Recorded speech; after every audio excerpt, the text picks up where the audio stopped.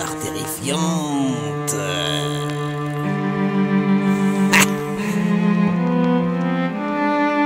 Ça fait peur.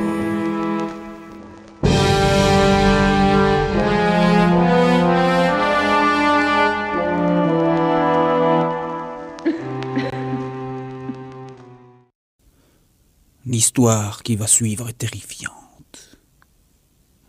Enterrée vivante à l'âge de 16 ans, elle meurt à l'âge de 26 ans.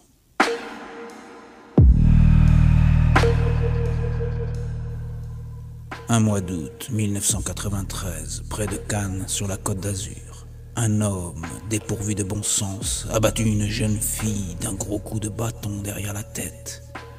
On ignore la raison. Peut-être qu'il l'avait perdue, la raison. Avait-il perdu la tête ? Eva Parker, âgée de 16 ans, était d'origine américaine et était venue s'installer en France avec sa grand-mère, Nelly, 93 ans. Les parents de la jeune fille venaient de mourir dans des circonstances mystérieuses, voire inquiétantes. Paraît-il que le père avait été retrouvé pendu dans son jardin et que la mère avait été retrouvée en plusieurs morceaux. Sa grand-mère prenait soin d'elle, bienveillante et d'une gentillesse absolue. La relation entre petite fille et grand-mère était fusionnelle. Beaucoup d'amour et de joie malgré leur passé tonitruant concernant les parents de la jeune fille. Eva était une jeune fille très bien éduquée, magnifique, sa chevelure d'or, ses yeux bleus turquoise, un corps de mannequin mesurant 1m80 à l'âge de 16 ans à peine, lui permit d'entrer dans le monde de la mode. Ce dimanche 16 août 1993, Eva a rendez-vous avec un photographe professionnel de mode sur la plage du phare de la Garoupe, au Cap d'Antibes, pour une séance de shooting. Au lever du soleil, 7h06, la plage est déserte. Bizarre pour un mois d'août. Eva et son photographe James Coulson entament leur séance photo.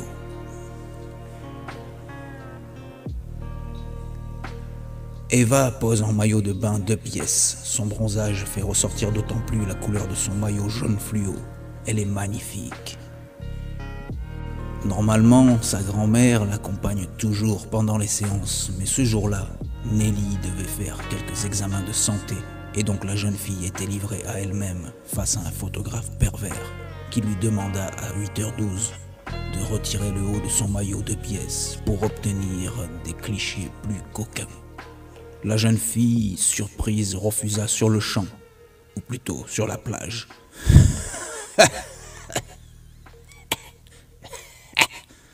Après 20 minutes de négociations émotionnelles, James n'obtint pas ce qu'il voulut. Énervé et déçu, il lança une phrase avec un regard haineux. « Je vais faire en sorte que tu ne travailles plus jamais dans la mode. » Eva se mit à pleurer. Et James enfourcha sa moto et démarra sur les chapeaux de roue, laissant la jeune fille toute seule, en larmes, sur la plage. 8h42, Eva finit par reprendre ses esprits et décida d'aller visiter le phare de la Garoupe qui surplombait la plage. Elle possédait encore 2 heures avant que son bus passe la chercher pour rentrer chez elle et retrouver sa mamie adorée qui allait la réconforter de cette mésaventure, cette mauvaise matinée passée avec un photographe aussi irrespectueux. 9h03, après 25 minutes d'ascension, Eva se retrouve au sommet du phare. La vue 360 degrés est magnifique. On peut y voir les montagnes, la mer, les arbres, les villas luxueuses. C'est juste à couper le souffle. Même pas une brise de vent. Température idéale de 21 degrés. Eva respire à plein poumon. Elle se sent mieux. Elle va bien. Elle est vivante. Mais ce qui attend la jeune femme va être terrible et effrayant. 10h30. Eva attend son bus. 10h36. Un jeune homme très élégant au volant de sa Ferrari s'arrête à l'arrêt de bus. Eva est impressionnée par le charisme du jeune homme. Elle lance un bonjour. Il lance un bonjour, mademoiselle. Puis-je vous emmener à votre destination? En temps normal, Eva ne serait sûrement pas montée. Mais son envie de découvrir ce jeune homme beau et de prime abord très aimable, elle se dit, pourquoi pas? Il ouvrit la porte du côté passager. Elle monta dans la voiture. Il démarre. « Je m'appelle Anthony, dit le jeune homme. Et toi? » Eva. Enchanté. Puis il démarra et ils roulèrent autour du cap d'Antibes. Anthony était un garçon de bonne famille, bien éduqué et très courtois. Mais après ce qu'il venait de se passer sur la plage avec son photographe, elle était encore sous le choc et du coup sa confiance avait pris un coup.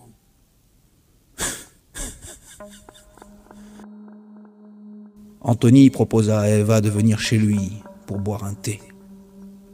Mais pour Eva, cela allait déjà trop loin et lui demanda de la laisser descendre au prochain arrêt de bus.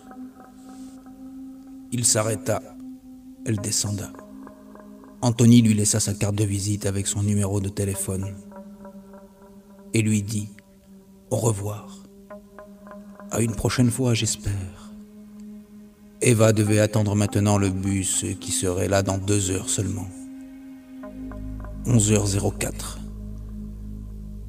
Pour tuer le temps, la jeune fille décide d'aller se promener. Elle marcha. Elle se retrouvera dans une petite rue. Cette rue s'appelait la rue du bâton sec.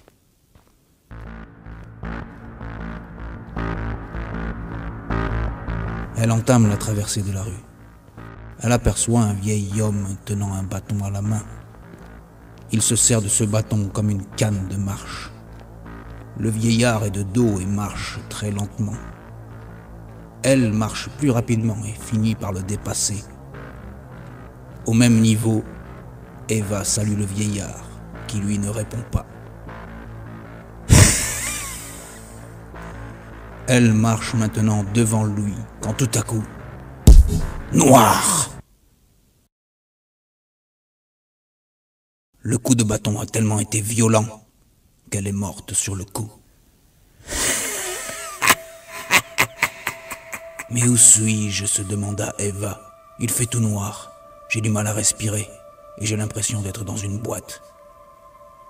Jeudi 20 août 1993, cimetière des Samboules, 23h41.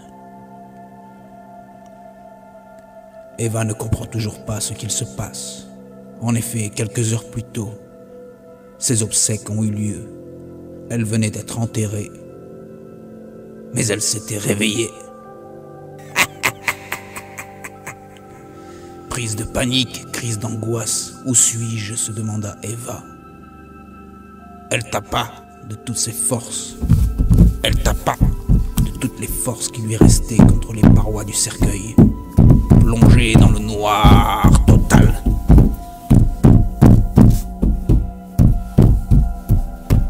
Après 1 heure d'acharnement, elle finit par craquer, pleurer, crier, puis se calmer.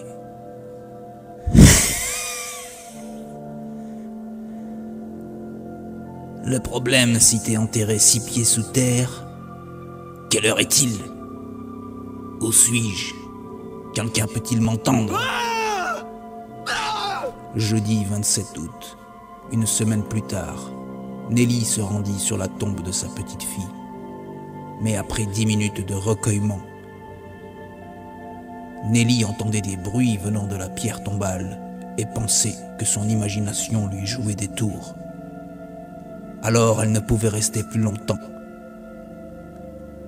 Pourtant, c'était sa petite fille, Eva, qui tapait de toutes ses forces et criait en perdant la voix pour qu'on la sorte de là. Le cercueil de la jeune fille fut déterré 10 ans plus tard, car la grand-mère Nelly, morte 7 ans plus tôt, ne pouvait pas payer davantage pour garder la concession. Elle-même fut incinérée. Le lundi 16 août 2003, les employés du service communal déterrèrent le cercueil de Eva et découvrirent à l'intérieur une femme de 26 ans.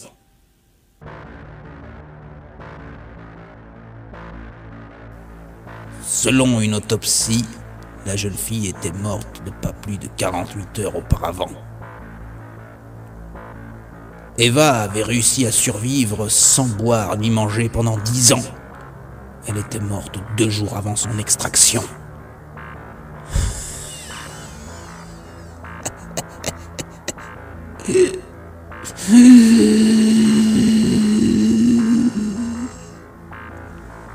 Pour ceux qui ont kiffé cette histoire HVF, n'hésitez pas à vous abonner, liker, commenter cette vidéo.